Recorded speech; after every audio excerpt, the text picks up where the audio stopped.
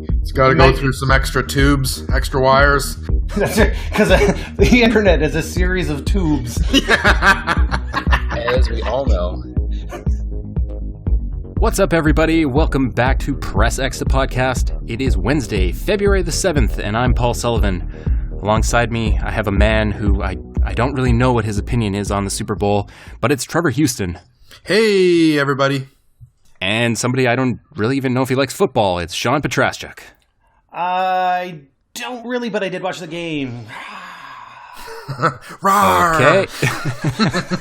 I only watched for Finelli. I only paid attention for our boy, Jason Finelli, and it was all worth it because he bawled like a baby. Like a baby. Like did you see him? Oh, yeah. Boy. Oh, that yeah, was...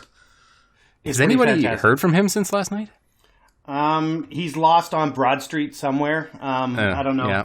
I believe the hunt is on, but I mean, in his defense, he is a diehard Eagles fans. Like, that is his team. In fact, all the Philadelphia area teams are his passion. So he had been waiting a long time for that Super Bowl, and we can't make fun of the lack of Super Bowl rings that the Eagles. We can't make fun of them anymore because now that they've won. So yeah, no. Congrats to the Eagles. Congrats to Finelli. It's not about making fun of the Eagles. It's about making fun of Finelli. I mean, let's get this shit straight. He was. I'm pretty sure he stated at some point that he's the happiest he's ever been. So that means that this win trumps the birth of his child and his wedding. So I mean, at this point, I don't think he'd be sad about that. No, judging by his reaction, I completely believe that. And that's the thing. So I mean, I don't know if he's necessarily lost on Broad Street or if Stephanie won't let him in the door. Same diff. Same end result. The Eagles won the Super Bowl. They did. And it was a really good game, actually. It was a pretty good back and forth game. But, I mean, we're not here to talk about football, are we? I mean, I was probably just going to talk about Super Bowl commercials. Like how they used Martin Luther King to sell trucks? Yeah, that was a little offensive. I couldn't believe it. I love the Eli Manning, Odell Beckham, Dirty Dancing. Dirty Dancing? That was so good. That was terrific. And the funny thing, I knew it was Dirty Dancing, but like I still just wasn't putting it together in my head in a way that I'm like, it was more like I can't believe they're doing this because I'm watching that last one when they finally start dancing because they had the lead up and he's like like a thumb war and he's like explaining all these things and then in the last spot they go into the dance and I'm just sitting there and I look at my wife, I look at Karen, I'm like, what the fuck?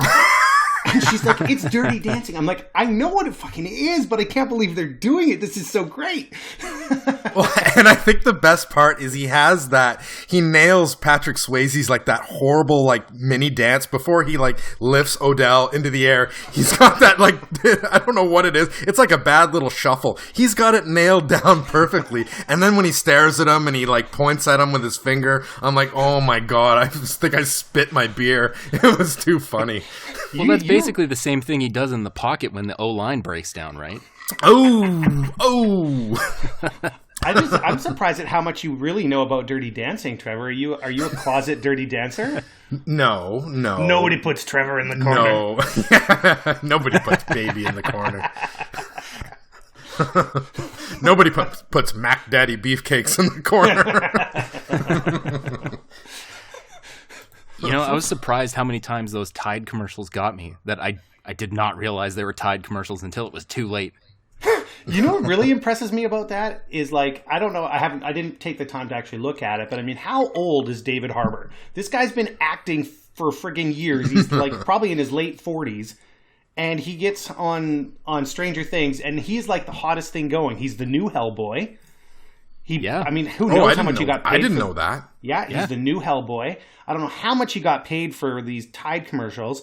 He had this thing going on with Greenpeace on Twitter that if he got, I think it was 200,000 retweets, which is really nothing. That's nothing.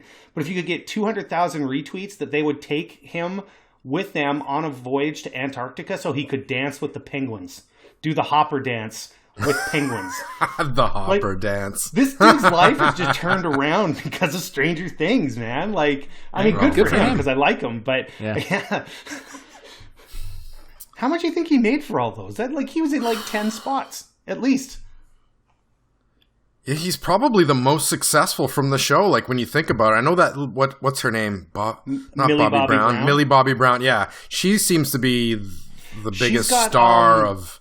Yeah, I think she's got like an Adidas deal or something. Like she's been in some clothing stuff and everything else. But then the other one, the kid, Finn Wolfhard, he's actually from Vancouver here. I didn't know that either. Yeah, he's been in a few other. Well, he was in It. Right. Yeah. So he's had a few other gigs as well. I mean, I don't know. I think it's a pretty talented cast of kids. Watching some of the behind the scenes stuff where you can see their, you know what I'm talking about when they audition for the role or whatever.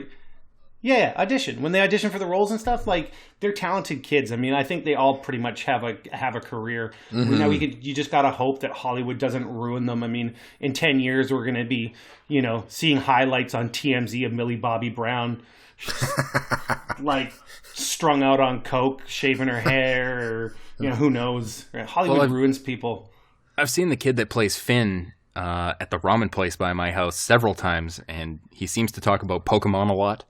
So, did you ask for an autograph?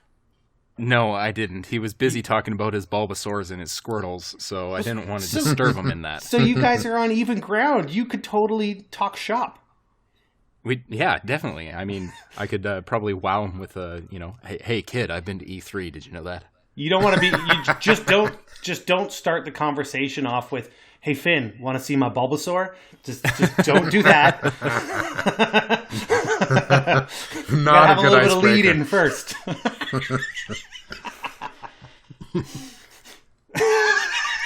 That's off the rails, Sean. Okay, let's bring it back from the weeds. You guys want to talk about some games?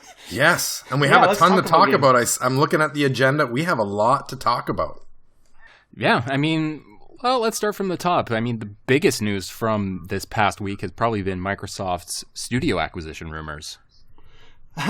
Well, rumors, but kind of a joke. Let's be completely honest. Unsubstantiated rumors, but rumors nonetheless. Go ahead. No, it kind of just blows my mind how quickly everybody was to really run with it. I mean, every article prefaced it with, we'll got to take this with a grain of salt, da-da-da-da. But is Microsoft looking to acquire studios? Absolutely. Yes, absolutely. I mean, it's got to be part of their plan. We've talked about this many times before. Obviously, they need to start focusing on first-party exclusive type stuff. Are they going to go after EA? Shut up. No. Just shut up. It just doesn't make sense. It doesn't make sense. They can't. It really doesn't. They can't. They literally can't. I mean, what would they do with the sports franchises? Like, they're suddenly exclusive to the Xbox? No way. Can you imagine the riot if you can't play FIFA on PS4? Like, think about that. If you cannot get FIFA on PS4, can you imagine, like, Europe would burn? The Brazilians would be pissed. Right. Or it's a Microsoft-published FIFA game on a PlayStation. Well, then that's it's just not going to happen. No. And I mean, I was laughing at how many articles I saw that day that were treating it like even less of a rumor, to the point where, like, it could totally happen, guys. And it's just, I had to refrain from commenting on every one of those articles going, get your head out of your ass. This is never going to fucking happen. I think it's more realistic that either Disney or Amazon acquire EA than it ever would be if Microsoft acquires it.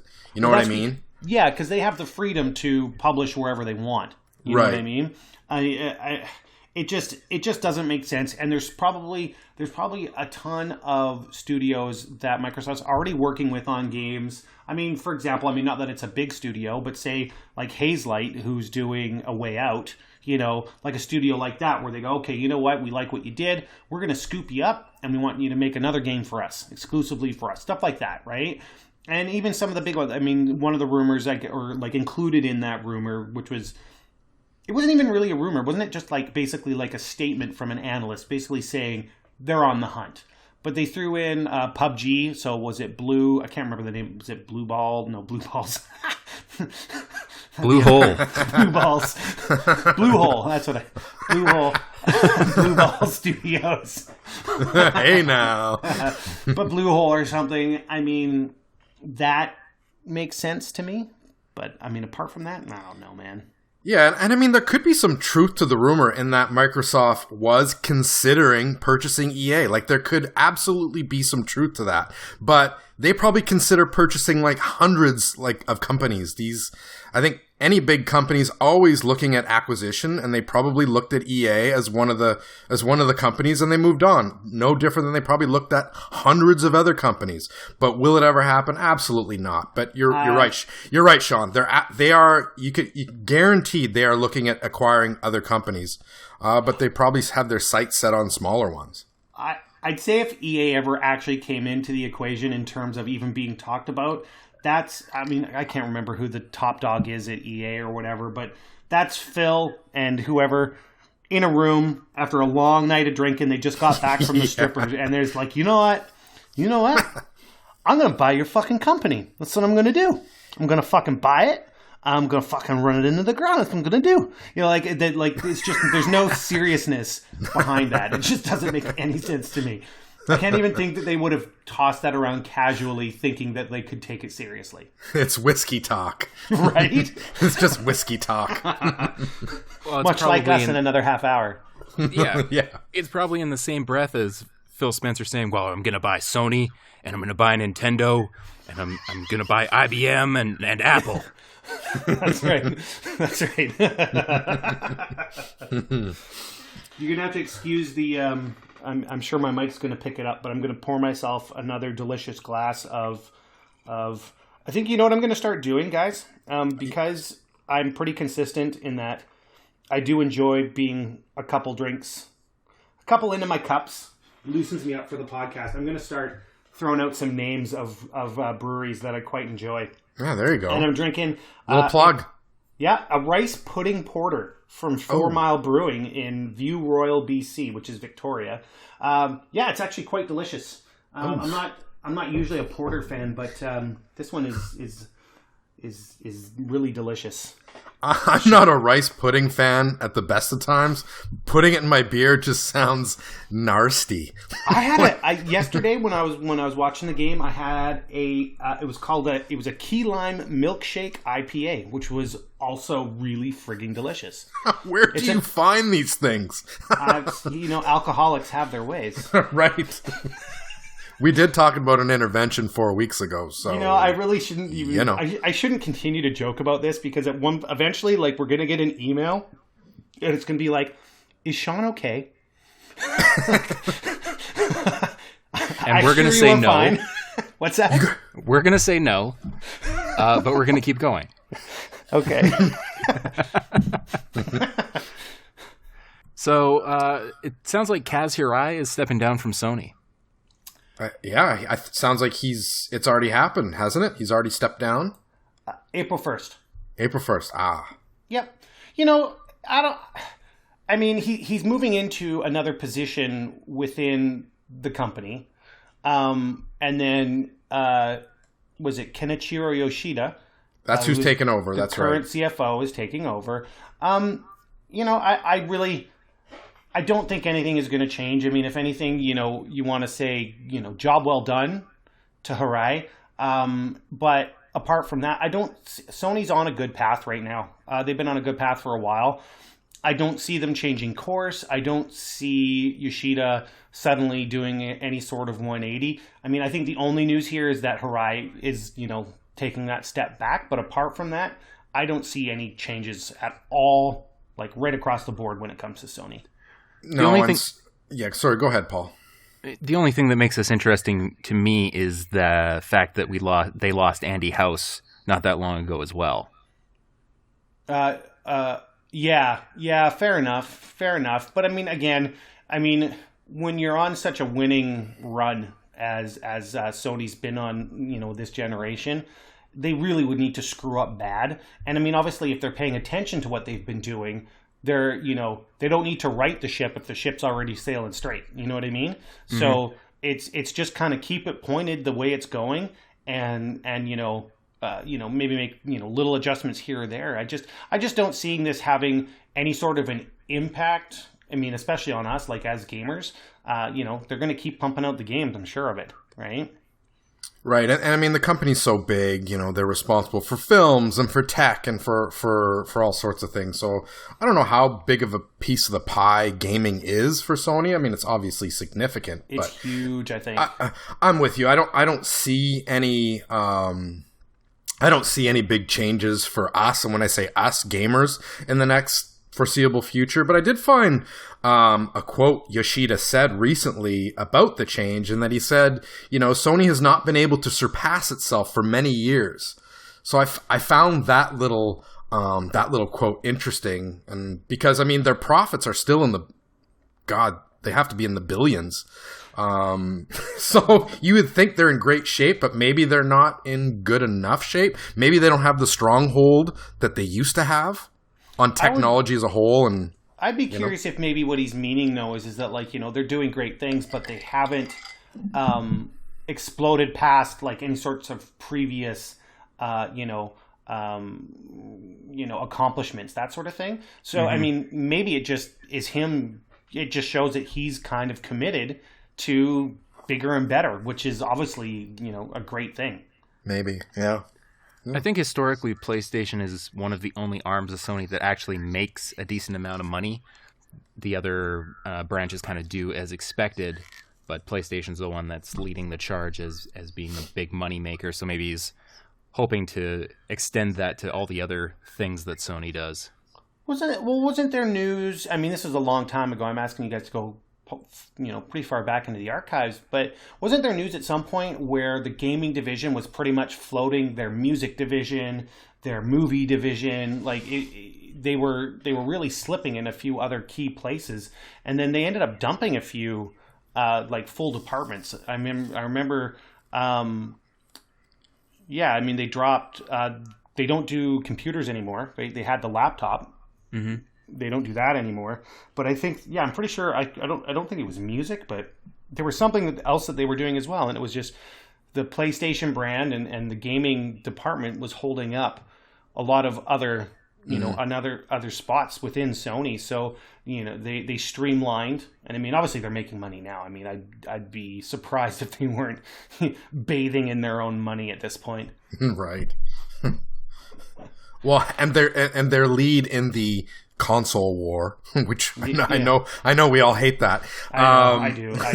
I think, but their lead is huge. They've sold a shit ton of PS4s. So yeah, no, they're not going to screw that up. I think the only thing, like the biggest impact I'm going to notice is like whether or not the Kaz Hirai parody account on Twitter is going to have to change their name at this point, because it's pretty fucking hilarious. It's so savage, and anytime like Microsoft or Nintendo does something, you can count on that account to like just be as savage as it can possibly be and rip them apart. So I mean, they might need to rethink their direction at this point. That's the only impact I'm going to notice. I think they got to keep going with it. Just because they've got that perfect avatar of Kaz's face, he just looks like a meme, and you're looking at it as you read the tweet, and it's absolutely brutal every time, but so accurate. Savage AF. What is the name of that account again? Like, what is it called? I think it's just Kaz Hirai CEO. Yeah. I can hear the he's typing. I'm pulling it up. I'm looking this shit up. Oh yeah, there it is. It's really funny. That's the parody account. Immediately follow. It says right in the description. There it is. Yeah, right there. Yeah. Parody account. Follow that shit. He's got a lot of followers. Look at that. It's worth it. Here we'll retweet on COGconnected, everyone. Follow us on the Twitter, COGconnected. We'll retweet one of his funny ones here. All right, well, you go searching. The next big piece of news I noticed, and it was impossible not to notice, is Red Dead Redemption 2 has a release date, and basically every publisher who thought that they were going to publish something in October were like, well, shit. Right. They've just doubled down on development time They're like, boys, girls, we got to get this baby out before October 26th. Yeah, Rockstar isn't exactly known for making deadlines. No, I mean other publishers, they've absolutely got to hit before then, otherwise their sales are going to be in the tank. Nobody in their right mind is going to release on the 26th. Nobody. And people are going, it's going to ruin all these other October releases like Battlefield or whatever. I don't think so. Call of Duty. It's two different. Those are different markets, and there's room for more than one game in one month. But on the 26th itself, I'll be surprised. I mean, apart from maybe a bottom level indie or something like that, nobody's releasing on the 26th of October, but RDR2. Done. Yeah, you have to stay clear of that date if you're a publisher. I mean, maybe someone, let's think about who the cockiest of the cocky are in the industry, and who knows? You get one guy's like, fuck it, I'm gonna do it. I'm doing it. I'm going out there and I'm gonna go up against RDR. You're gonna lose, but I could see Nintendo doing it. I could see Reggie at a big boardroom table going and given a big rousing speech about how they can do it, and they've got some weird thing that they're just going to drop on the 26th, and somehow it's going to perform. And how his body is ready, and I don't know. Oh, well, we know that. His body's always ready, isn't it? We're well aware. Thank you, Reggie. Yes, Reggie, we know that your body's ready. Thanks. That meme doesn't get old, does it? No, it doesn't. Fun. I've used it numerous times, but so we got the release date, which is great and all, but the screenshots that came out with it, holy shit! It looks fantastic. I mean, I already feel like a real cowboy, and that's just from looking at 4 or 5 screenshots. I'm gonna be a cowboy. It looks so freaking good. I think what really jumped out at me in those screenshots was some of the destruction that was going on in the background. So it's making me wonder, will there be more, environmental destruction in this game that we haven't, maybe some new tech that we haven't seen before. The engine it'll be a newer version of their engine. But yeah, those screenshots look stunning. Yeah, there's that one with, I'm assuming the protagonist I don't know, but he's walking away from a porch. There's a couple guys falling over dead in the background. He's got 2 pistols in his hand, and there's wood chips flying everywhere. Again, we don't know where these are in the game. It could be a cutscene. But still, it's looking polished as hell. Yeah, I think we talked about it a week or 2 ago. It's when it comes out, it's going to sell a shit ton, and it's going to be a front runner for Game of the Year. I know, it's super early and super premature, but man, Rockstar's been working on this thing. They had to have been working on this thing for at least 4 or 5 years, you'd have to guess. Yeah, and right? the Rockstar knob gobble is well on its way. It's well on its way. People are excited. They don't know much about it apart from what they've seen in these screens, but I've already read people basically making up their mind now that it's going to be the best game this year. Yeah. Maybe you should play it first. It's just my opinion. Who knows? Well, I did read that they realistically modeled the horse nuts, so that's a pretty big selling point for a lot of people. Realistic horse dong? Yeah. You know what that is? That is attention to detail right there. Well, coming from someone who had horses when he was younger and watched them breed, that's not pretty, and I don't know if I want that in a video game. Well, you're getting it. Oh, God damn it. You're getting giant horse cack. We marked this podcast explicit for a reason. Yeah, right. Well, someone has already told us that they appreciate the adult language because it's genuine. As you can hear the glass clink, did you hear that? You could hear Trevor's ice cubes. Somebody's in their cups. Yeah. It's empty. I need a refill. What are you going to do? You got to pause the mic and run, or you do what I do is text the wife. Karen, bring beer. Yeah. Do it. I'm parched. So, speaking of attention to detail and performance, Super Mario Odyssey sold a lot of copies. Is this 9? Yeah, didn't we not already know that? I think that's kind of a given, isn't it? But it sold a ridiculous number, like 9 million ridiculous. Which is insane. I think That's maybe... like... That's approaching like a 75% attach rate to consoles, isn't it? Well, considering, like what's the total of Switch sales is currently just under 15 million. Jesus, just under that 15 is impressive. million. So it's basically 2/3. So 66% attach rate. That's really frigging impressive. It really is. But is it surprising? What else do you buy Nintendo consoles for but Nintendo games? Is anybody really surprised by this, or is it just, like kind of like one of those things where you go, well, duh. Not surprised, so to speak, but like that 9 million when it's 2 million sales ahead of Mario Kart. That seems pretty ridiculous. Yeah, was it? What do we look? 6.7 million units of Zelda. I mean, you got to look to, I guess, in terms of how approachable, say, Mario is over Zelda. I mean, Mario is the ultimate family game. So anybody who bought a Switch who's older, who's like, oh, I want a game with my kids, they're buying Mario. I say, I mean, it's news in terms of just like how crazy that attach rate is. I totally get that. But in terms of just the fact that they did sell a lot and pretty much more than almost any other game last year, I'm not surprised. I mean, I'm glad for Nintendo, but I'm not surprised. Yeah, I asked myself, when will people sour on Mario? Like, it seems like you can put out any kind of Mario game and it seems to sell. You could put out a Mario game of Mario folding laundry. I think it would sell well. Or assembling a cardboard box. It would in Japan. I mean, we're talking about... I remember that game in Japan where you played like a mosquito and you had to like suck blood? No. Yeah, it was a couple years ago. I remember it was on the Wii U, I'm sure of it.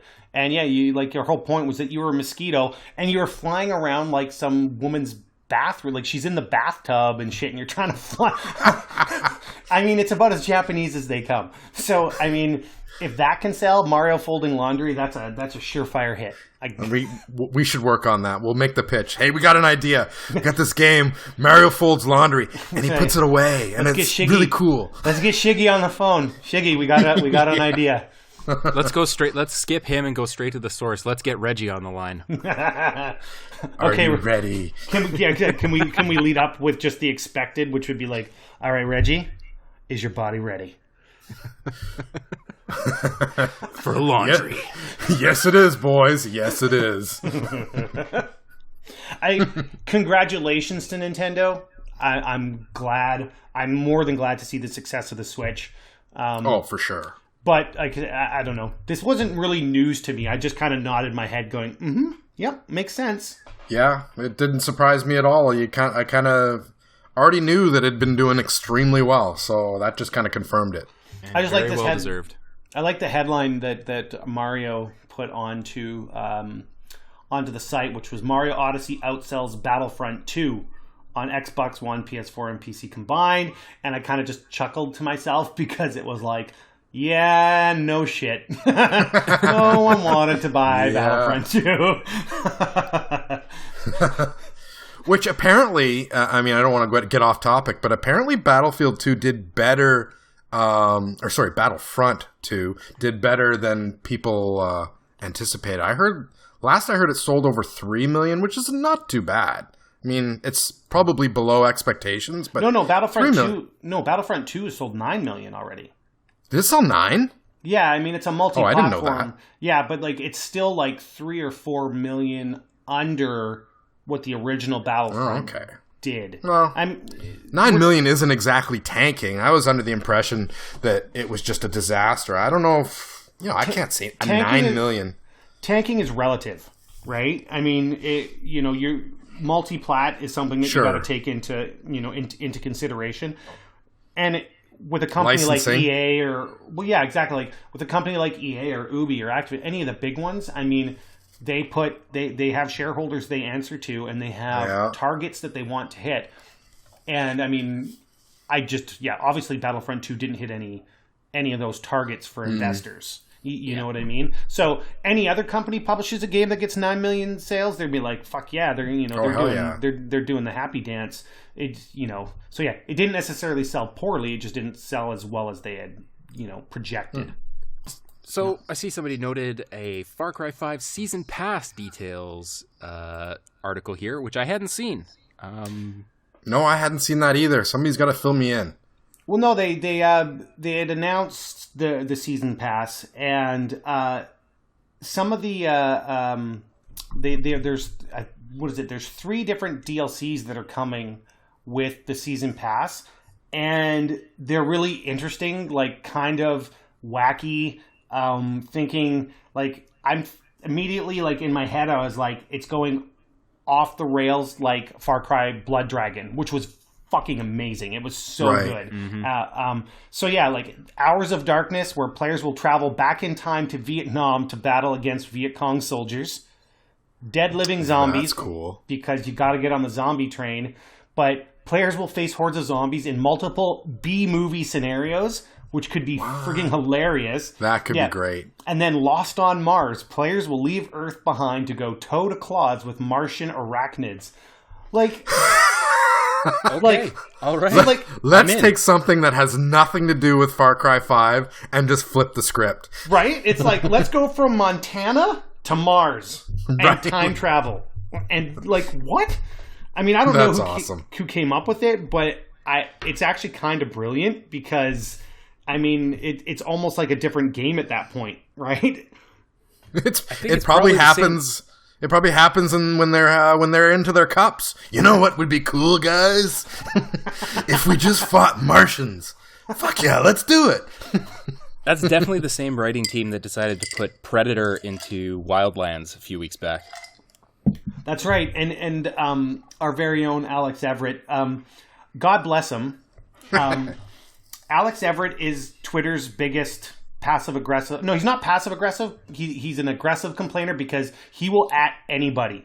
He will at anybody on Twitter. If he doesn't like how you're doing shit, he's going to at you directly. Oh, yeah. He will call your shit out. He calls motherfuckers out. He does not care, and God bless him for it. He immediately... I guess he got into Wildlands purely... He's like... You know, he had heard about the Predator thing, and immediately he's like, I'm pretty disappointed, Ubisoft, that it was a limited time thing. Like, I understand that it's on me for not paying attention, but I'm still mad at you guys anyway. Okay, then. Rawr. I used to bitch him out all the time. I used to, like, him and I would have some pretty good back and forths about it.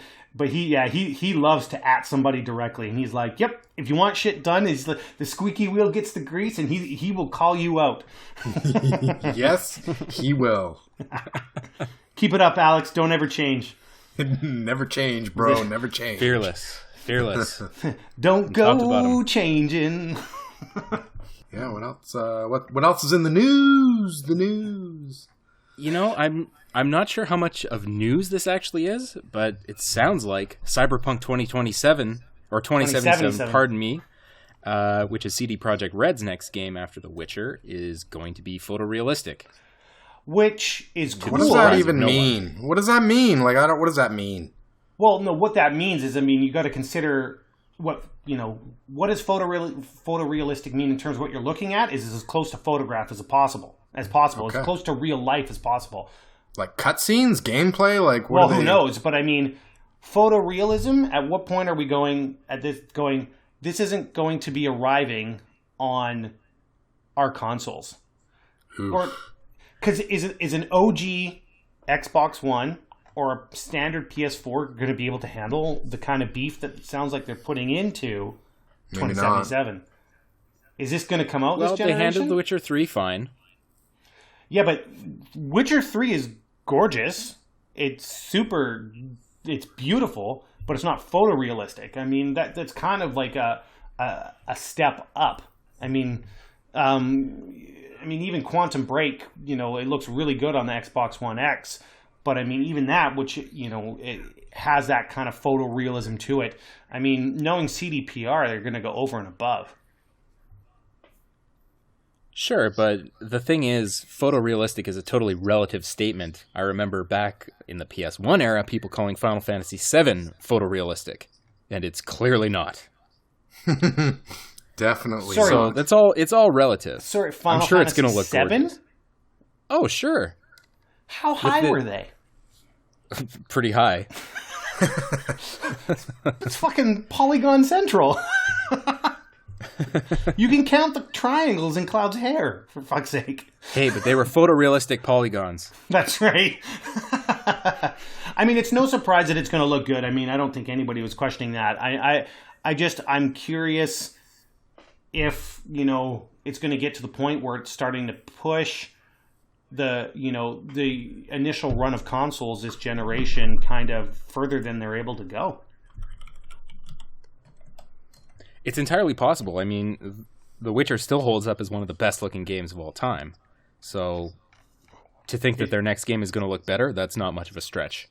Well, no, of course not. No. I mean, and I would pretty much flat out assume it. It's just that it's a given. I'm just curious, like I say, but whether or not our original consoles are going to be able to handle it, or is it going to be, are they going to lessen it in a sense, and go, okay, and then if you want the super duper graphics pack, you're going to have to play it on the 1X or the Pro. Right? God, I would hate to see that. But you know what? I would hate to see that, but I can see that happening. Totally. That's the way it's been on PC for years and years and years, Console versions of games have always been less good looking than the PC version.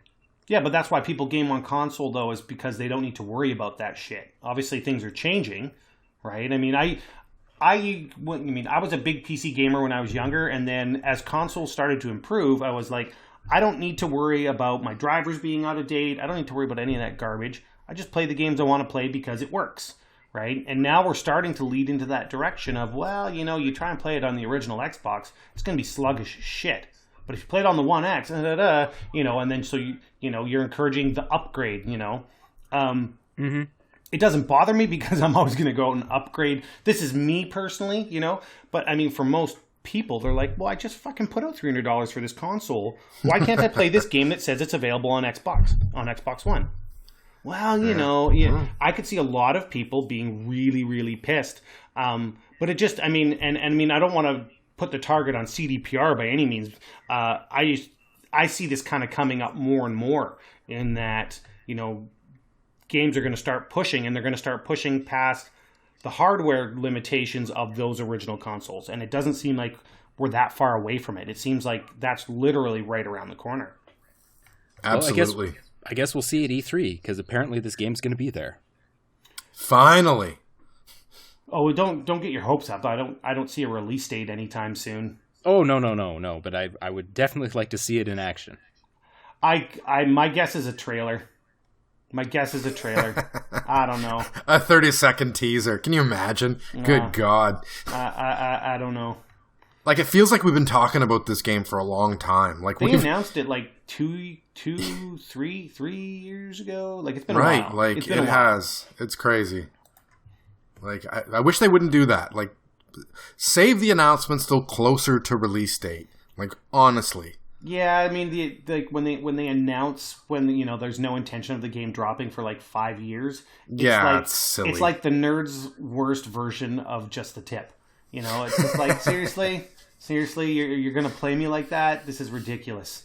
Oh man, you get me all warmed up, and then boop, you're done. Whereas Cyberpunk, out you go.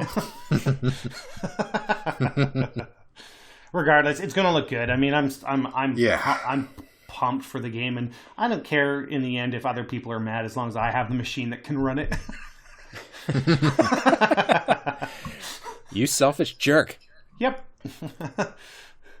Proud of it. Yep. Speaking of getting really warmed up, Twitch got broken?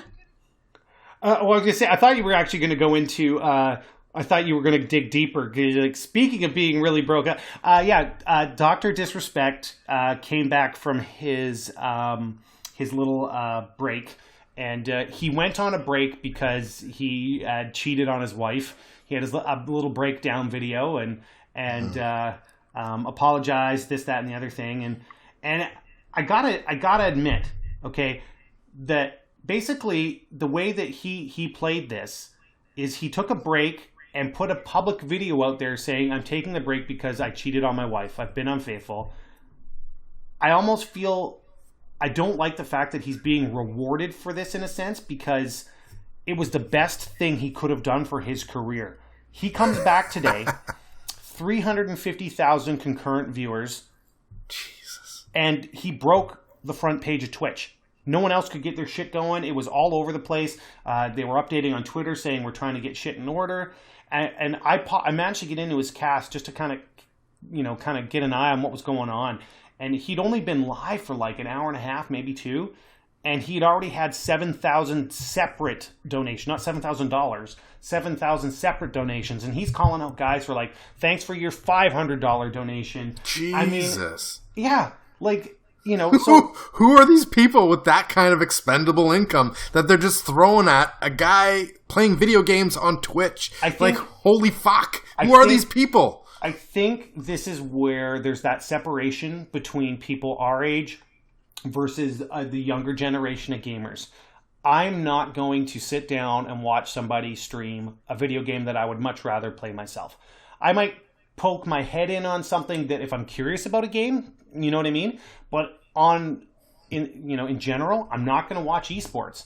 I'm not going to watch somebody else play video games on Twitch. I'm not interested in that. And I'm sure as fuck not giving you my money. Like, fuck you, man. Dude, like, no, you're not getting my fucking money.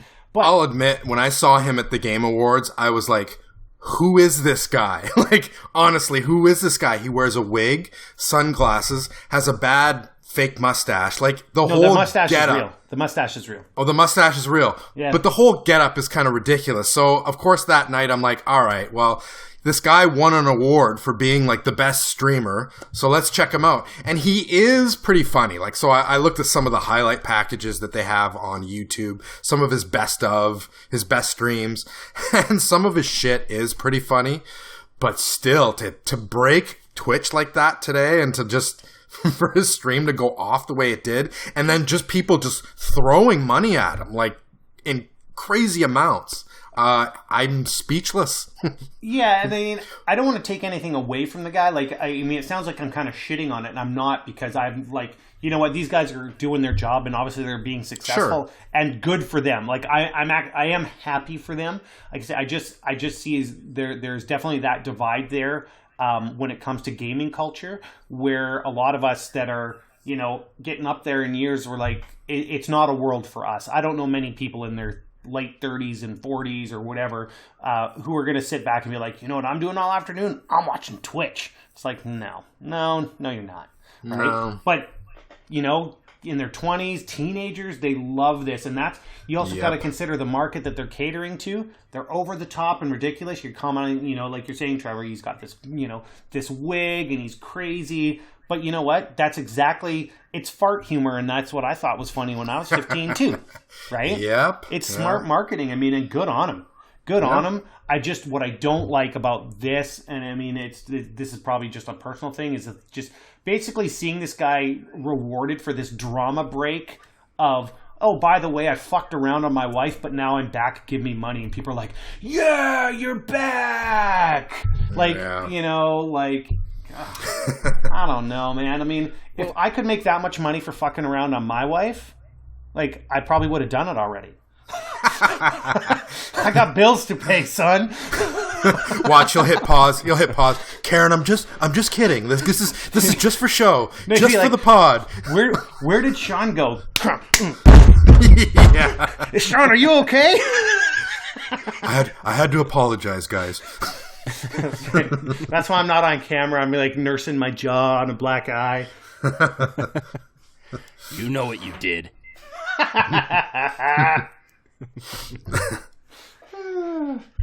All right. Anyways, Dr. Disrespect broke Twitch for cheating on his wife. Good for him. Broke Twitch like he broke his wife's heart. Oh. Yeah. Ba-dum-bum. being rewarded for doing bad stuff. It's like a running theme in society these days. Right. It's true. Well, watch Logan Paul whenever he makes his return, if he hasn't already. God. His shit will go off, I'm sure. Yeah, I saw something about him being back. I also saw something about somebody made a game based on. Oh God, yeah, that's right. On the whole, it was on the Xbox marketplace or something about his whole Suicide Forest thing, and someone turned it into a game, and it was rated like Peggy 3, so ESRB, like literally E for everybody. And Larry yanked pretty quick. It got yanked pretty quick, though. Yeah, Larry, old Major Nelson there, his response, someone had noted it on Twitter, and his only response was, "It's being taken care of." So the Major was pissed. Someone's getting fired. Yeah. The Major rarely frowns, but when he does... That's right, someone's getting fired. Look out. So did you guys actually play any video games this week? Paul, you are on the sunny islands of Hawaii. That's correct. I am. So I haven't played too much, but... You brought your Switch, though, didn't you? Of course. Yeah, you did. And going to and fro, there's plenty of time to play plenty of great games. And the one that I latched onto most strongly was Steamworld Dig 2. Ooh. Have you guys heard of this one? Well, I've heard of it. Never played it. Heard of it. So, it's basically a really short gameplay loop where you're mining in a mine, not unlike, the digging mini game in Super Mario Brothers 2, if you remember that. Yep. But basically you're going down into the depths of the earth looking for treasures and fighting enemies and doing all that stuff. And then going back to the surface and upgrading your gear and doing it all again. So the loop of that is really satisfying because you're getting upgrades all the time. You're always finding something new down in the cave. It's really great in short bursts. So if you've got 20 or 30 minutes on the bus or on your way to work, something like that, highly recommended. I love games like that too. I don't always have time to sink 8 hours into a game. I'm spending my Saturday playing video games, because there's shit to do. So those games that you can kind of just jump in and you don't feel like you've lost anything, or you don't feel like you're like, oh, I haven't played this in a couple of weeks. I kind of lost where I'm at. Oh, guess I'm starting over, which I've done more times than I can count on games. Those ones, like I say, you can just kind of drop in, play for a little bit, and then go away and never feel like you're missing anything. That's pretty strong. The older you get, the more appealing that becomes. Yeah, even if you were playing, you had the time to play games for 8 hours in a day, it'd be a great palate cleanser in between titles if you had something particularly heavy that you were playing or that you were going through. It's a nice way to not have to think about things, but it still looks nice. It's charmingly written. It's a lot of fun. Very cool. What do you play, Trev? Well, last week I promised y'all. I promised I would jump back into Bloodborne, and I did. I played a few hours of it, and fuck that game. Fuck it. I hate it. It's too hard. I fucking hate that game. I saw you post on Twitter the old Grandpa Simpson meme where he's walking into the stripper or whatever. He walks in, takes his hat off, whistles, does a 180, picks his hat up and walks right back out the door, and you were like, this is me playing Bloodborne. I'm like, well, that was quick. Like, every time you die, you start at the beginning of the level, which no problem, that's not the first game to do that. But then they take your shit away. Like, my Molotov cocktails, which you kind of need to get rid of, like, a few enemies, especially when they start, like, collecting and hoarding towards you. And I'm just like, why am I playing this? Like, I'm just getting angrier and more frustrated. And I mean, I'm done with that game. Let's face it, DualShocks are expensive, so right. Yeah, I'm stopping while I'm ahead. It's not for me. It makes me feel bad about myself. It makes me feel bad about gaming. I suck at it. I can accept that. I'm moving on. I'm never playing it again. That's it. It I'm makes done me with feel it. bad about myself. I love it. I'm done with that game. I'm putting it up on Craigslist or something. I'm done with it. Oh, do you have a hard copy? Yeah, oh yeah. I'll take that hard copy off your hands. There you Done, go. it's yours. Woo! Fuck it. It's all yours. Did you play anything you liked, Trevor? Yes, I played some of the Wolfenstein DLC, and it's way too short. Like, I know Garrett, who's a gaming whiz, finished it in an hour. Oh my God. I didn't. Yeah, which I don't know how the hell he did that. It took me a couple of hours, but still a couple of hours for DLC. Way too short, but it was. I mean, it's more Wolfenstein. It's fun. It's frantic. It's chaotic. But it's a blast. It's just really short. And for $25, so for $25 you get 3 little chunks of DLC. So maybe you get, for me, 6 hours worth. For Garrett, it's 3 hours worth of DLC for $25. It seems pricey. That seems a bit pricey, but yeah, totally. But for me, I mean, I guess there is some replay value because there is collectible shit you can go back and get. But yeah, it's fun. I enjoyed it. So if you're a Wolfenstein fan, go get it. Like, you'll enjoy it. What about you, Mr. 50th Chivo? Did you get it? Did you get it? Fuck that achievement, man. Fuck. I jumped into the DLC just because it was something different, and managed to bang out a couple of Chivos in the Hidden Ones DLC real quick. But actually, I decided I need to take a little bit of a break because I've been going hard on that game. I literally went back into like the original, away from the DLC, and probably knocked off another 10 or 12 locations. But it's just so big. I'm getting there, but I wanted to take a break. So I played a little bit of Telltale Batman: The Enemy Within, and I mean, I've always been a fan of the Telltale games, and there's just something about The Enemy Within that is just so good. The story is so fucking good, and they've just nailed every character. Harley is perfect. Harley is super, super good, and it's just the way that they are. I mean, this is one of those types of games that I would never want to give anything away for someone who actually wants to play it.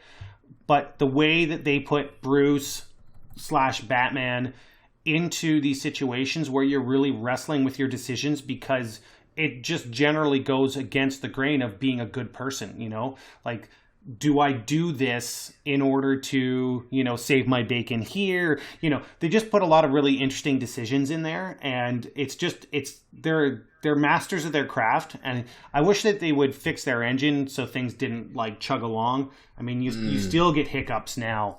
And I mean, considering I'm playing on the One X, I just shouldn't. Not in a game like that. No. When it can run something like The Witcher 3, smooth as butter, it shouldn't chug on a Telltale game. But that's neither here nor there. It's just the game itself is really, really enjoyable.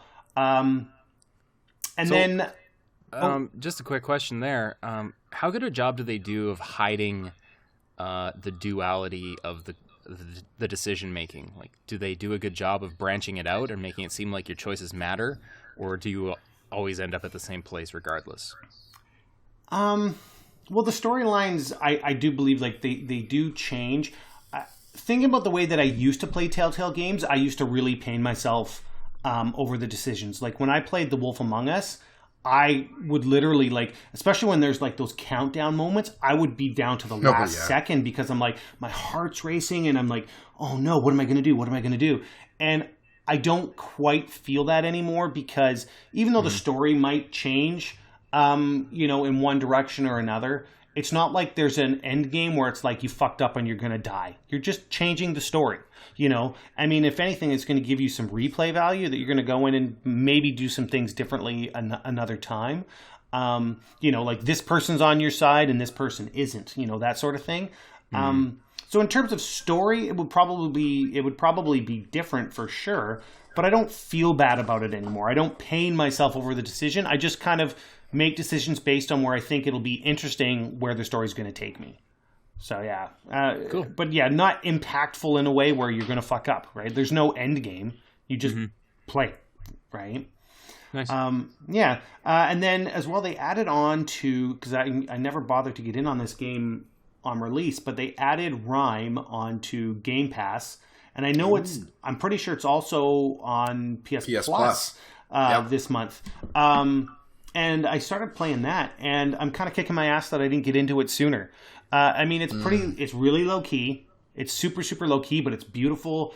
It's like just kind of casual exploration, kind of some neat puzzles. Nothing too crazy, but just kind of, you can easily get lost in it. There's a ton of collectibles. It's really, really charming. And I mean, it's just one of those games that you can kind of hop into, and it's not stressful in any way, you know? You can just kick your feet up and not care, and just kind of wander around. It's really cute. Like I say, just visually, I mean, I think it's beautiful and really, really well done. I've only managed, I think, maybe an hour and a half or two in. I can't imagine that it's all that big. My guess is that it's maybe going to be 6 hours tops, something like that. But really enjoying it, and kind of wishing that I'd kind of jumped on it sooner. But then again, now I'm playing it for free. So, well, for my subscription. So yeah, that one's definitely on my list as well. Absolutely. Yeah, and I would anybody who likes, like I say, that sort of. I mean, I don't know why I would even compare it. I don't know why. When I booted it up, maybe it's a visual thing. I just kind of thought The Witness, but The Witness is like a hardcore puzzle game. This isn't that. It's just it's way more charming, way more low key.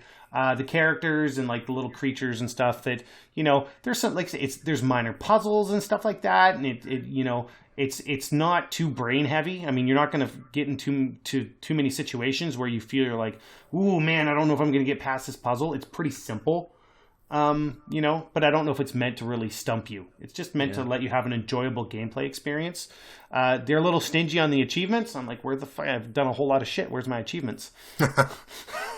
Apart from that, no, I'm really, really liking it. And, you know, whether you're on like, say, Game Pass on the Xbox or PlayStation Plus on the PS4, you can basically get it for next to nothing this month. I'd recommend it for sure. I haven't played it, but it kind of reminds me a bit of Journey. Yeah.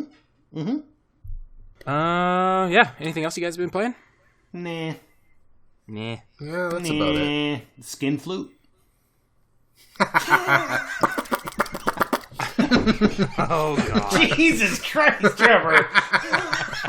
Wow. You said it. Joking, and you're like, it needed a sound effect. What can I say? I'm the sound guy.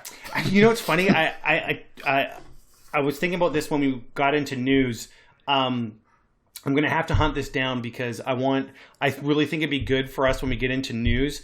I don't know if either of you were ever fans of Strong Bad or Homestar Runner. Oh yes. Okay. Do you remember there was always Strong Bad email? And there was this one particular one where he answers the email and he does his little song. He's like, the email, what, the email. I'm like, we need to do that when we segue into emails from now on. So we have the news. I need that sound clip for the email. It's so I'm going to try real hard to find that. Oh, I can find it. I can find it and I can get it to you. You're the tech guy. If you can get it to me, I can get it into the cast. Oh, hell yeah. It's on its way. So, there are a few things coming out this week. Quiet for the most part, although there is, I guess, one really big game. Maybe two? Two? I'd say, yeah, I would have said one. But I think, Dragon Quest is the other one? No, Civ. People love their Civ. They do have a rabid fan base. Yes, they do. Yeah, so Civ 6 Rise and Fall expansion coming out on, it'll be yesterday by the time you hear this. Coming out yesterday. Coming very, very soon. Yeah. Our review should be on COGconnected.com on day one. So our review should be live by the time this podcast goes live. So yeah. Really. And then we already know that you took care of the Shadow of the Colossus review, and you were loving it. Yep, it's really fantastic. I can't say enough good things about it. It really holds up super well, and I think a lot of developers who are making games even now could learn a lot from how Shadow of the Colossus is built and how it's structured. being a basically linear experience that somehow feels super free and open. Yeah, it's fantastic. What else do we have this week? Dragon Quest Builders on the Switch. Which it did okay on its like it was on Xbox One, PS4, wasn't it? Or did it also have a PC release? Like it pretty much was a multi-plat. I mean, it seems to me like a game that's going to do well on the Switch. Yeah, it's another one of those games. Alex reviewed it for us 2 years ago, and he gave it an 88, and that was the PS4 version.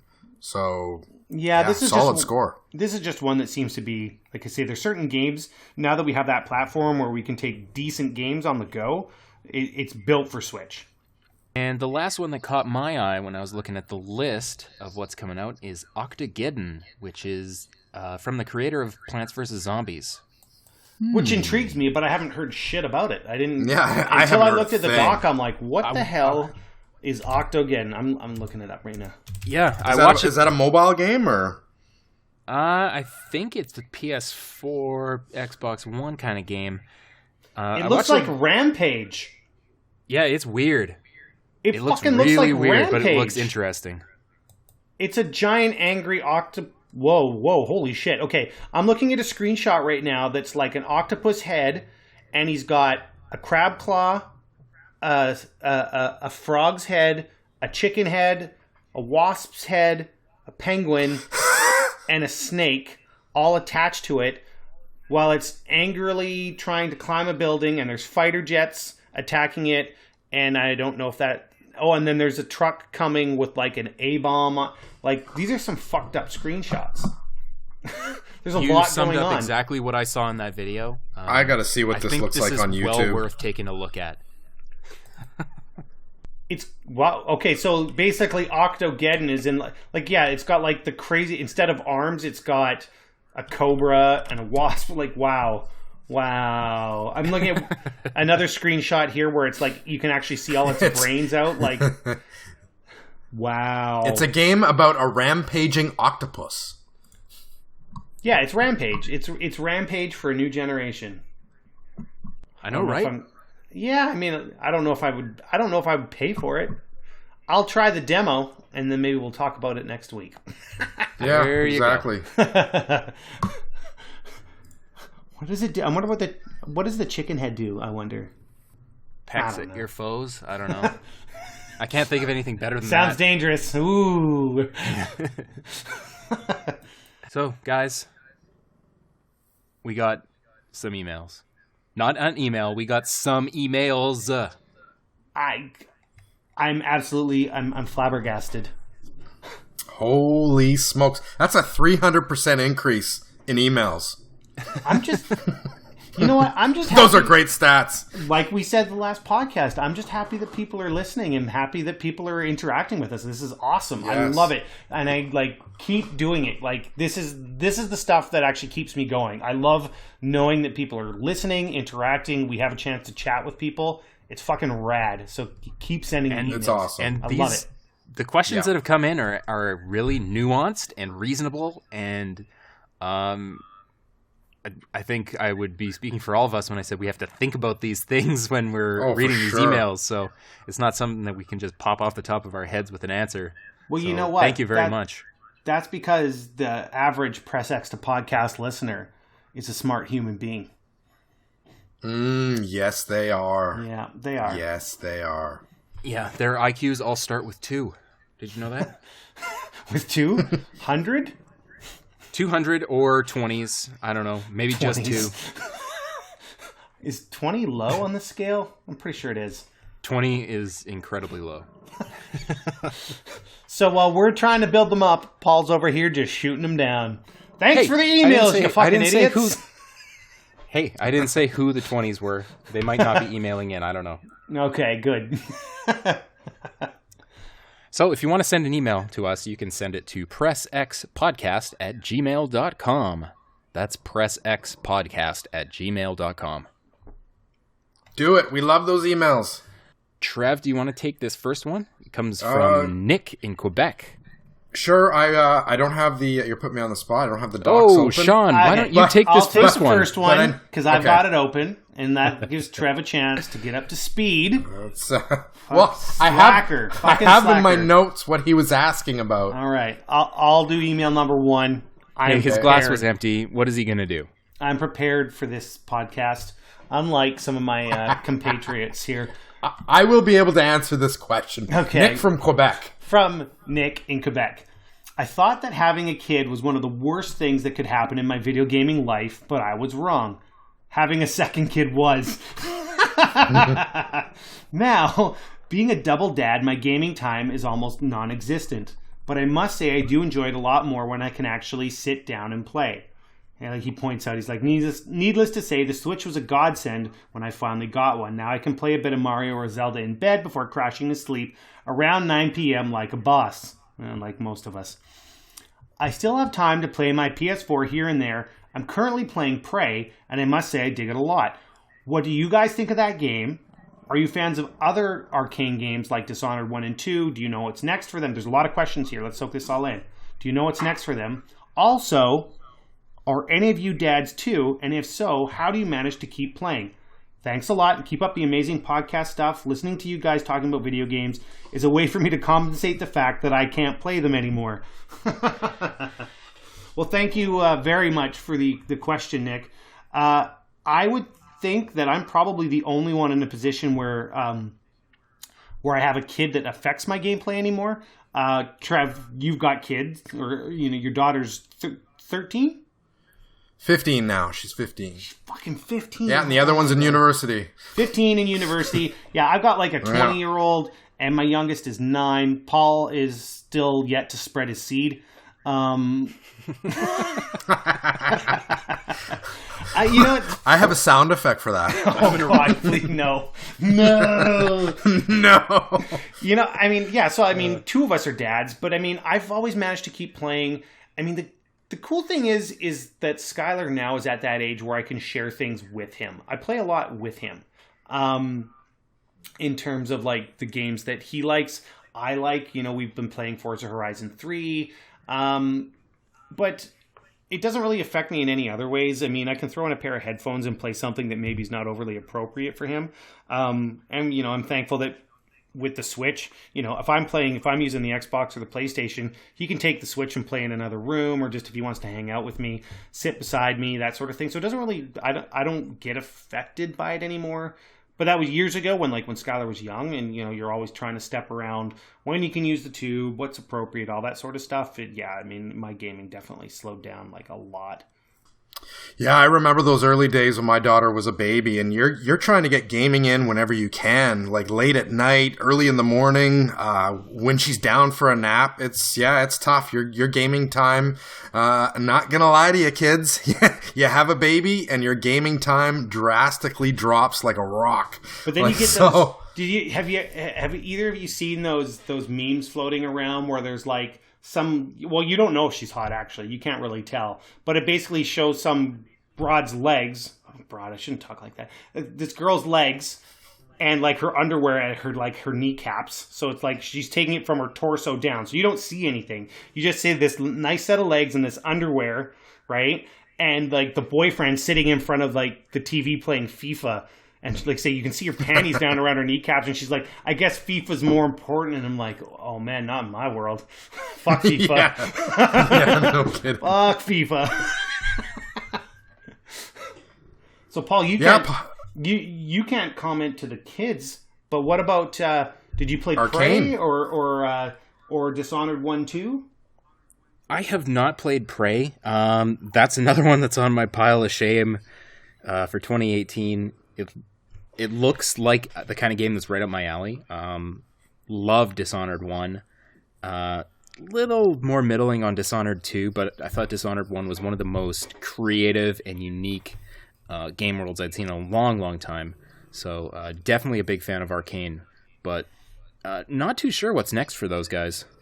It's funny. Yeah, I think we'll definitely see a sequel. I think we'll definitely see a Dishonored 3 sequel, but I don't know if we'll see a Prey sequel. I looked up some of the sales numbers today, and Prey, keep in mind, this is retail sales only. This doesn't count digital downloads, but Prey sold less than 1 million. last I checked. So, wow. at this point, I don't see a sequel anytime soon unless those digital sales are, exponentially higher than retail. But I think you'll definitely see a Dishonored 3. That's really too bad. I mean, that kind of explains, you know how Bethesda went on a tear there with their games. I mean, they were selling Wolfenstein at 50% off 3 weeks or a month after release, which is crazy. Yeah. Just crazy. But it's funny, with Prey, you want to talk about pile of shame. I actually went out of my way to buy it. Again, it was on sale, and I've only put in an hour, and I heard a lot of comparisons to BioShock. People it feels like BioShock, and that's kind of what pulled me into the purchase in the first place. I haven't quite felt it yet. I don't know if it's maybe just me, because people who have played the game really do have glowing things to say about it, but I haven't been able to get past that first hour and feel interested. It's not pulling me in. I feel like I need to give it that chance. I need to actually get into the proper gameplay where I'm facing off against the mimics and stuff like that, and really absorbing myself in that world. But that hour, it took at least that hour-long intro just felt very slow to me, and I was like, I know I need to push further, but I'm just not interested yet. And, something else came up, turned it off, and I haven't jumped back in. What about you, Trev? Do you want me to read the next one? He did not play Prey, so we're moving on. Thanks. I did. He has no opinions. Yeah, no, well, again, I think I'm with you, Paul. It's on my pile of shame. I've heard, the gameplay videos, everything I've seen about it. Our review was solid. I remember Mario went to a preview event, checked it out, and was glowing about the game.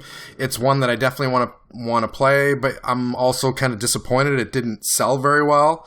But yeah, it's one of the many, many games I'd love to be able to have time to tackle, but it's down the list a little ways. Yeah, and I'm with you, Paul. I love Dishonored 1. I'm a little more middling, like you said, on Dishonored 2. I don't know what they missed out of the equation this time around.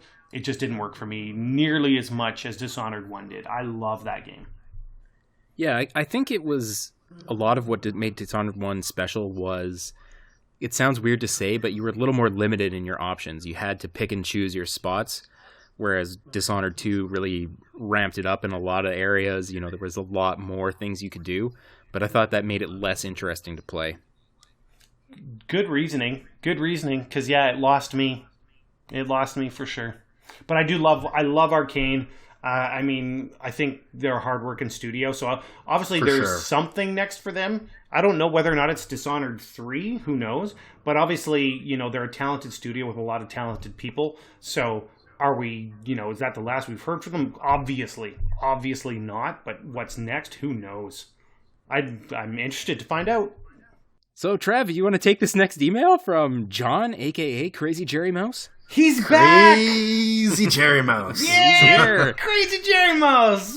Thanks for coming back, buddy. Right now, he's officially our biggest fan. No, hey, thank you for coming back, even though none of us apparently know what we were talking about when you talk about immersive sims. We had very different ideas on what immersive sims were. I was like, that's not what I thought at all. All right, I'll read his email. I have it up. I have the docs up here. I'm in. I'm logged in. All right, let's do it. All right, Crazy Jerry Mouse. I've recently played games from 10 to 15 years ago, and they absolutely hold up, such as Resident Evil 4 or Resident Evil 1 Remake. This isn't nostalgia talking, as I barely played these games for the first time. I get disappointed every time someone gives up on these games simply because it doesn't meet their expectations of how games should work right now. Now, applying this to the broader spectrum of older games, my question is, what is more appropriate for this situation? A remake, like RE1, that reworks an entire game while maintaining the spirit of the original, even in mechanics, or simply a remaster like RE4 that still maintains the rules the game wants you to learn. In my opinion, you have to learn the game, not expect the game to be streamlined. Paul, you were not you weren't joking when you complimented our listeners and our emailers on nuanced questions. Like this is a very well thought out, well asked question. I'm actually very impressed. Yep, no doubt. it's funny. I mean, I think, people do, especially when you've got like a big gap between releases, like we were talking about, like you say, like a game from 10 years ago, 15 years ago, when they kind of bring it into a modern setting, people expect there to be modern sensibilities, and a lot of the time it can get shit on for not having those modern sensibilities. Absolutely. And you know what, I'm a bit of a purist, and I'm like, not every game needs to be every way. Maybe you just need to appreciate the game for what it was. I mean, maybe you just need to appreciate. It's like people who we were joking around about how Cuphead was hard, but then you look at games like Contra and Ninja Gaiden and stuff like games that we played when we were younger that were just hard, and we didn't question it. And everyone kind of wants to be coddled. Oh, why can't I save anywhere? Because that's not the fucking game. That's just not the game. So I have no problem when it comes to an older game kind of getting that, it's time in the sun now.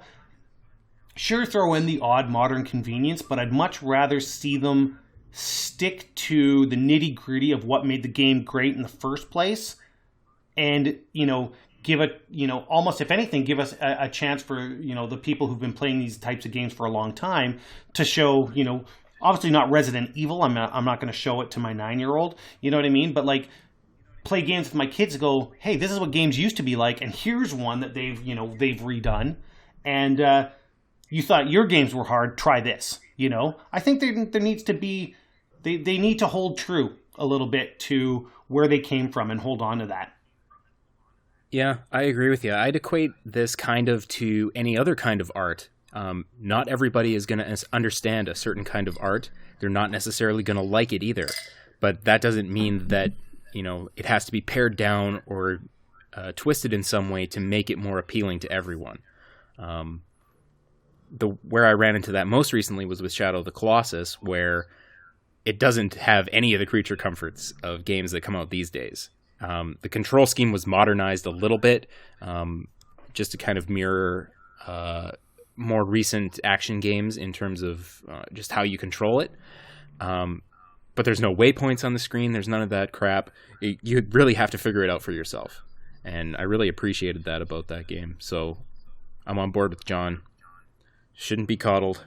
Yeah, I 100% agree with Crazy Jerry Mouse. I mean, remasters, yeah, sure, they should be about sprucing up the visuals, but I prefer they keep, the original gameplay intact. I mean, if it's a reimagining or a reboot where they bring it out again and it's clearly defined as a reboot, then I'm good with revamping the gameplay. I'm good with an overhaul of the visuals, the levels, and all that. But yeah, I kind of like to keep the even in this for the sake of remasters, keep that original game intact. And I mean, especially with survival horror games, I mean, part of what makes those games so great is the controls, which when you first start those games, when you play those games for the first hour or two, even like Resident Evil, Evil Within, even more recently, Evil Within, when you play those games for the first time, the controls are so restrictive and cumbersome and it doesn't control like a Call of Duty game where it's sort of free floating and you can turn around on a whim. Survival horror games are so restrictive and they take a while to get used to. And so I think with Resident Evil 1 and 4, you got to keep that intact, I think. So yeah, and I mean, you look like I think there's it really does depend on the game because, for example, I'd be really surprised if Final Fantasy VII Remake really holds on identically to what we saw with the original release. There's going to be a lot of liberties taken. Oh, absolutely. But it's not just that's not a remaster. It's literally they're taking the storyline and making a whole new game in essence out of it. You know what I mean? Mm-hmm. So I think it's very much dependent on the game and how it's being made, on how far or on how in depth that a remake or remaster is, right? But in terms of if it's a remaster, you got to respect where it came from. Remake, I guess maybe those are is that the difference? Remaster versus remake? I mean, are we splitting hairs, or is there a real difference there? And I kind of feel like there's a real difference between graphics remaster and a remake, where we're like, no, we're rebuilding the game from the bottom up. Yeah, Two different things. I think there is a difference there, and a lot of it depends on how integral the act of playing the game is to the experience of the game. So in something like RE4, not being able to move while you're aiming is part of the gameplay. It's part of what makes it tense. So if they changed up the controls so it controlled like a Call of Duty game, like you mentioned, Trev, that's not the same game. It's not going to be as tense. Yeah. So I think you got to stick with what the original intent was behind the game if you're calling it a remaster. Agreed. Agreed. So I think this time we side with John, aka Crazy Jerry Mouse, and I'm pretty sure this time we're all on the same page. Yes, we are. 4 for 4. So thank you very much, John, for sending in that question, and thank you very much for actually listening enough to email us a second time. We appreciate it. So our last email comes in from T, who isn't from anywhere. He didn't say where he was from. He or she. Thomas. Just being T. Thomas. Talia. Could be Trent. Tami. Tatiana. Could be Timmy. Tatiana. Let's go Tatiana.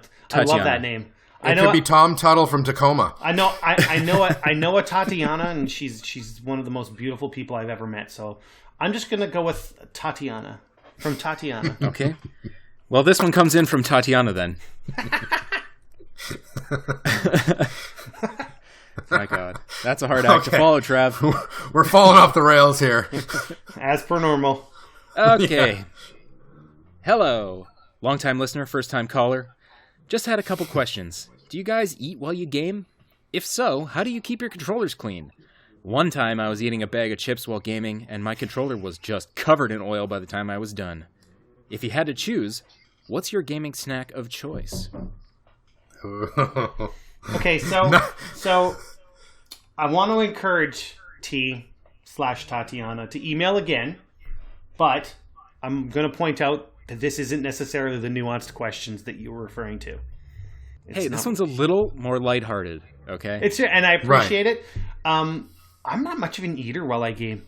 No. I'm the nothing first drives me. I'm the first to pour myself a beer, but it doesn't get my hands mucky. But I just find like having to pause the game to throw Doritos down my throat. It's just, it doesn't work. I love my daughter to death, but when her and her buddy get on the Xbox and they eat chips, like they eat Pringles while they're playing, and then like a day or two later, I'll jump on and I'll grab the controller and it'll just be a greasy, like grimy, mucky mess. It drives me crazy. And I'm like, son of a bitch. Like, she ate chips. I make Skylar wash his hands before he touches the controller. It drives me crazy. So I get myself like a little wipe, a wet wipe. I'm wiping it down, and it just drives me nuts. I can't stand a greasy joystick. How long? You've been working on that. You read the email, and you're like, all right, I got something for this one. I knew it was going to be something like that. So. I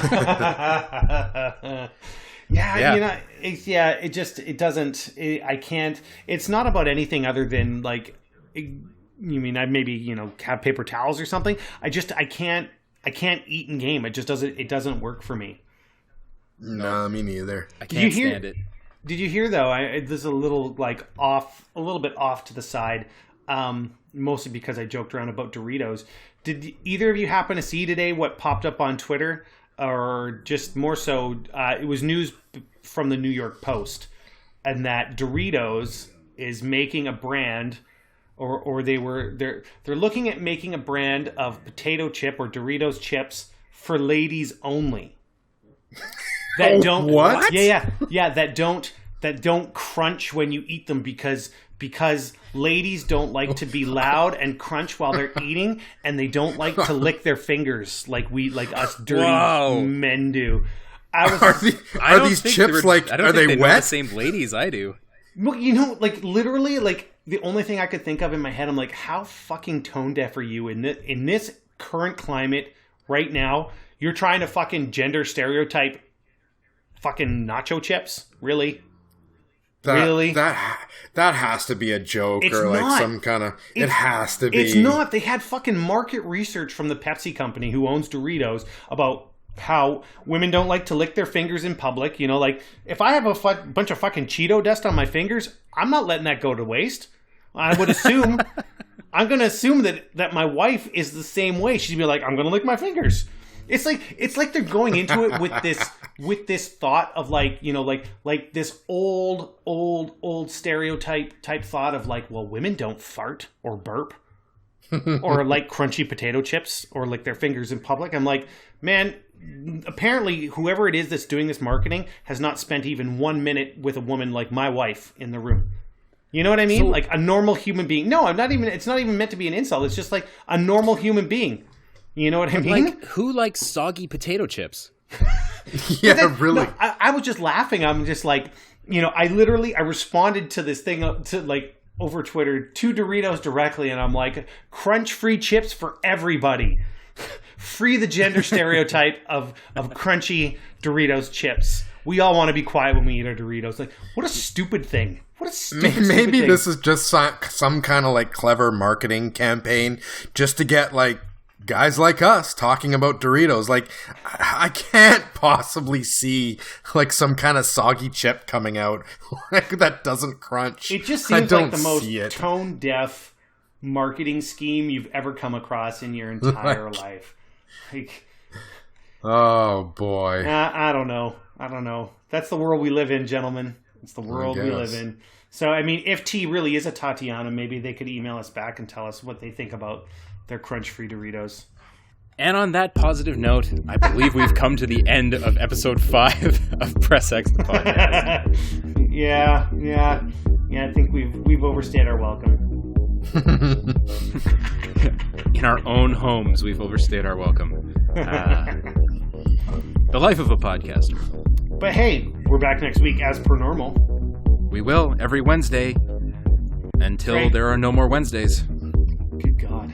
It's a lot of Wednesdays. But hey, everybody, keep on sending in those emails. Keep listening. Keep sharing. Sharing is so important. We're seeing some upticks, everybody. We cannot stress enough how much we appreciate that you guys are taking time out of your weeks, whether you're driving to work or however it is that it works for you. But you guys are listening. You're enjoying what we're having to say. We'd love to get some feedback. You know, tell us what we're doing well. You know, tell us maybe what maybe we can improve on. But keep sending those questions. It's awesome, and we really, really, really appreciate it. Yes, please do. Please do. Yep, you said it, Sean. I did. So, on that, we're going to get out of here, and we'll see you right back here next Wednesday for Press X the podcast. See you later, everybody. Adios. Later, Gator. Bye. Bye. Bye. Bye. Bye. Bye. Bye. All right, that's enough.